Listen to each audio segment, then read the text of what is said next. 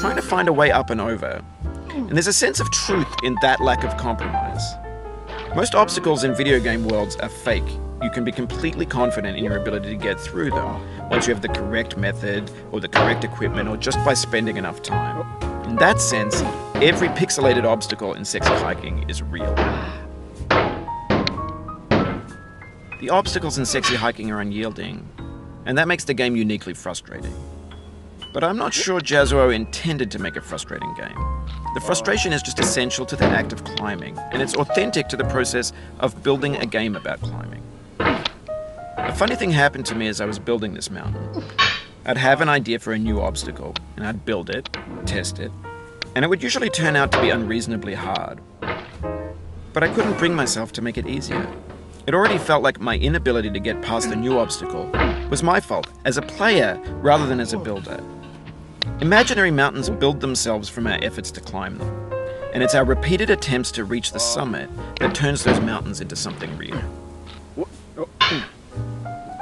When you're building a video game world, you're building with ideas, and that can be like working with quickset cement.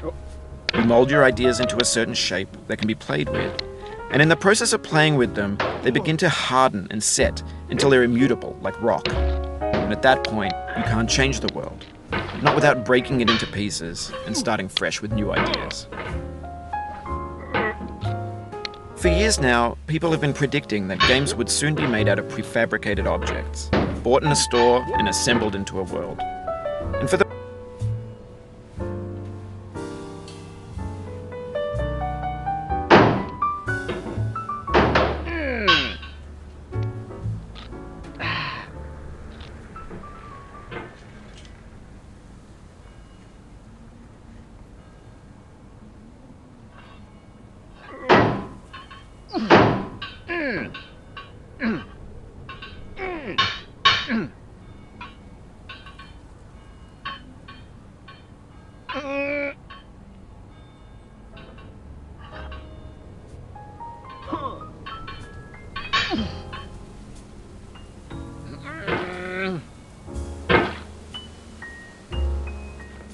There's 3D models of breakfast, Gen X's fanfic novels, Scan magazines, green screen Shia LaBeouf, banned snuff scenes on LiveLeak.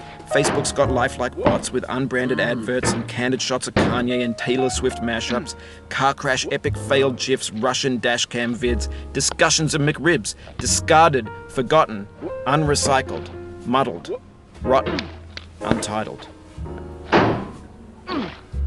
Everything's fresh for about 6 seconds, until some newer thing beckons, and we hit refresh. And there's years of persevering, disappearing into the pile, out of style, out of sight.